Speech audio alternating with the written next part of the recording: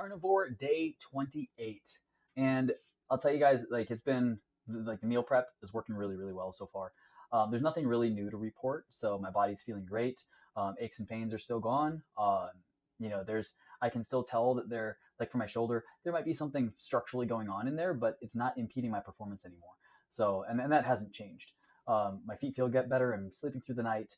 All of those things are still, still positive aspects of this diet. So I'm not seeing a whole lot of inflammation, which is awesome because I've really ramped up my workouts. I'm looking forward to getting my second round of DEXA scans. But today, I really wanted to spend some time, and I wanted to address all the comments that we've been getting on our YouTube channel in response to each and every one of these videos. And I wanted to call out some of the people that have been really an integral part of the interaction, the online experience, and anybody that's watching these videos, anybody that's keeping up with them. I got to tell you, they're helping me. So I want to thank you for your support. I want to thank you for your interaction, and without further ado, let's get into it. So this is on the Carnivore Day 9 comment when I did the DEXA scan and blood work from @Hoppy05. Thank you for all the updates. I'm following this closely as I'm about to embark on this journey from next week. I have some pre-blood work already, so it will be interesting to see how mine fares. I am nowhere near as fit as you, but but age is around the same. Good luck with your journey, and I will keep checking in too. Well, Hoppy05, I do this for a living, and I've been doing it my whole life, and so luckily I've been blessed, with just a passion for fitness, and your journey, you'll get there too, right? So I would tell you, number one, don't compare yourself to other people. Just compare yourself to you yesterday. And not just you physically, but you mentally, you spiritually, you just in every aspect. If you're constantly honing the little things, are you a little bit more mentally disciplined today than you were yesterday? Were you able to do, your schedule, the things that you promised yourself, the workout, the clean eating? Were you able to do that at 80% compliant instead of 70%? I mean, like, it's the incremental increases that are really going to help you advance. So keep it up. We're going to go to @HarryBloom 9213. This was 2 weeks ago. This was on Carnivore Day 5 and 6 video. Harry Bloom says, don't give fat to your dogs, only the proteins. We humans need both, and alcohol will kick you out of ketosis just like any other carbs. Only drink water, no tea, no coffee, no decaf, no diet soft drinks, no power drinks, just water. Well, @Harry Bloom, I really appreciate your feedback. I learned not to feed the fat to the dogs the hard way with a lot of messes on the floor. So that was unfortunate, but the alcohol was, I've had 4 beers, I think, since this whole thing started, and that was my wife's birthday. So, it's the thing that I dance with here is that I want to be compliant with Carnivore as it's truly structured, but I also don't want to be unrealistic for either myself. I also don't want to set unrealistic expectations for other people whom I'm leading into doing this, because that might be something that completely keeps them from doing this altogether. So I believe that you need to add grace into each and every diet that you do, right? I'm drinking 1 cup of coffee every day. I'm not drinking any alcohol. I drink about a gallon of water every day, and I'm seeing great results. And so I appreciate your feedback, Harry Bloom. And Pamela Dagan @Pamela Dagenhart 9328 says, use the bacon grease to cook with. Well, I took your advice at Pamela Dagenhart, and I'll tell you, I think I said it in one of the other videos, but it leaves me feeling really heavy and this weird feeling that I can't describe. It just doesn't feel as clean to me. I don't know how else to describe it. I don't have acid reflux, but I feel like I could. It's not a feeling that I've had before, and so I've stayed away from cooking with the bacon grease recently. Going back to cooking with butter, I feel so much better when I do that. But what I will say is that there are tons of uses for bacon grease. I mean, back in the day, the settlers used to use it to grease their wagon wheels. People use it to make soap. There's a lot of really good ways to be able to use your bacon grease. So we're gonna find other ways to use it. All right. This was on Carnivore's Days 5 and 6 @Hassan Ali 440. Day 3 of Carnivore diet. I have kidney disease. I hope I reverse this disease by the will of Allah. Well, Hassan Ali 440, I'll tell you, there's only one name, the name of Jesus. He loves you. He wants to have a relationship with you. But what I will tell you is that I know that God has given you the tools. And maybe this is a part of that. And I really do believe that that there is healing on the other side of your journey. So I'm praying for healing for you in Jesus' name. Okay, moving along. We've got another from Joseph Daniels, 7489. From what I've read, utilize the bacon grease for every cook your next meal in it. So we've already addressed that one. At Stephen Smith, XD5KP.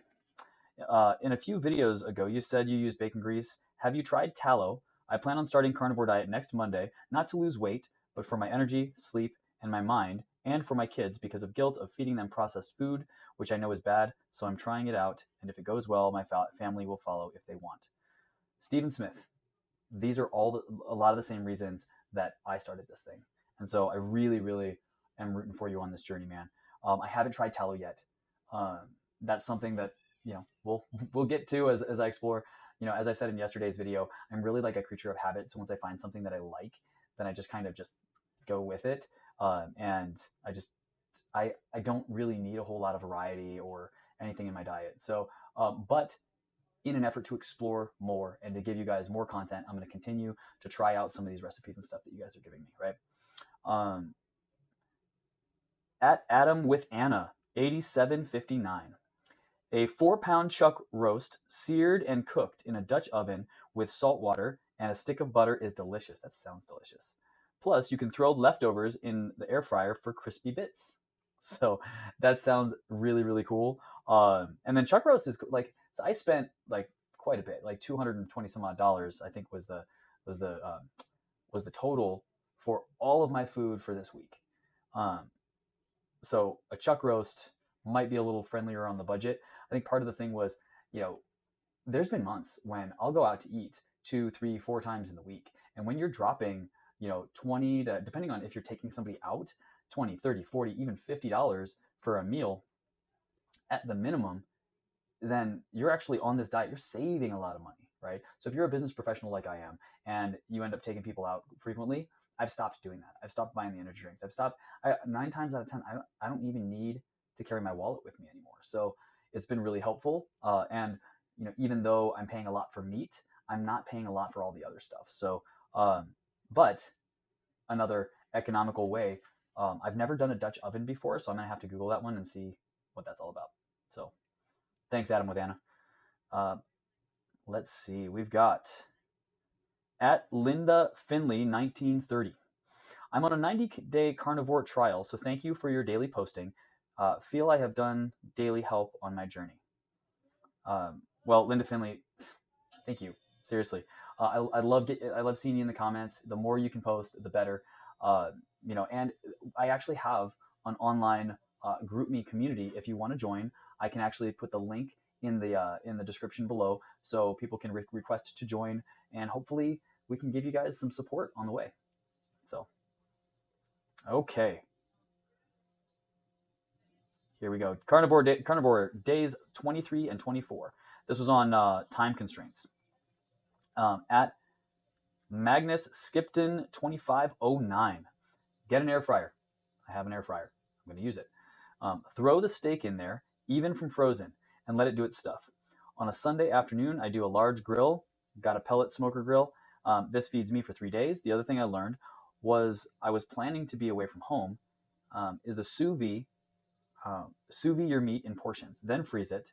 It's a painless defrost reheat for a conventional meal. You can use cheaper cuts of meat and let it sous vide for longer and make it tender like ribeye, which is that's huge. So I'm actually I've got one of my clients I was talking to this morning about this post, and he has a sous vide. So he's a hunter. He cooks bear. Believe it or not, the last bear that he shot like a year ago, he still got bear meat, but the sous vide works really good because bears have worms, and so cooking it really, really well in a sous vide kills all the worms, kills all the bacteria, all of that stuff. So he's gonna let me use a sous vide, and we're gonna see how that works on some of these cheaper cuts of meats.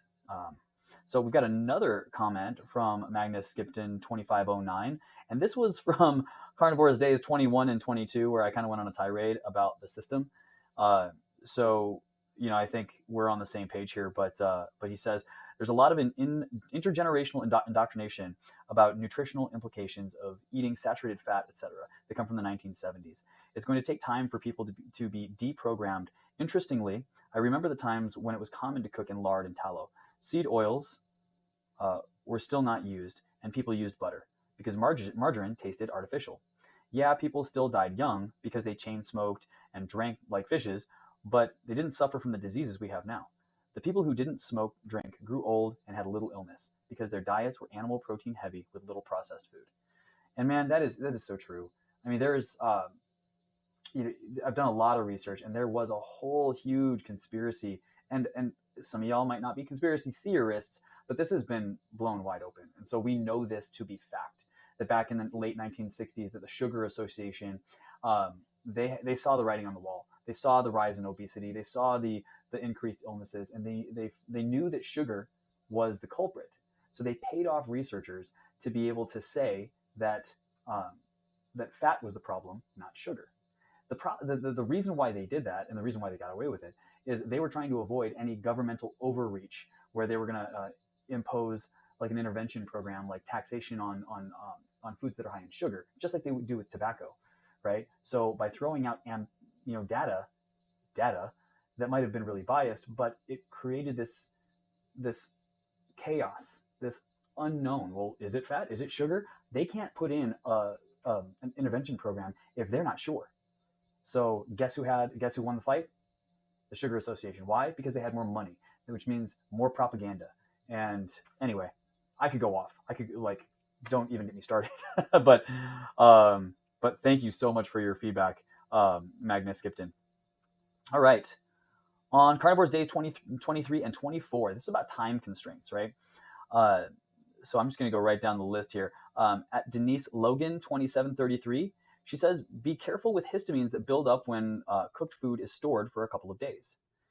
Now, Denise Logan, I am not, I mean, obviously we know that histamines are, allergens, but I'm not super familiar with what you're talking about. I would love it if you could pop into the comments and elaborate. I'm also going to do a little bit of research on histamines and how they build up when food is stored. I've been meal prepping, cooking food, and eating it, cooking it on a Sunday and eating it for the rest of the week. I've been doing that for decades. So I'm curious to learn a little bit more here. At George Moonman 2830, he says, don't do steaks for meal prep. Either do large roasts, slow cooked, or burgers. I mean, steaks should only take 10 minutes to cook anyway, as you want to sear them on both sides. But if you want to cook in bulk, then things that you can just shove in the oven and leave are easier. Well, George Moonman 2830, I agree with you that ease is huge.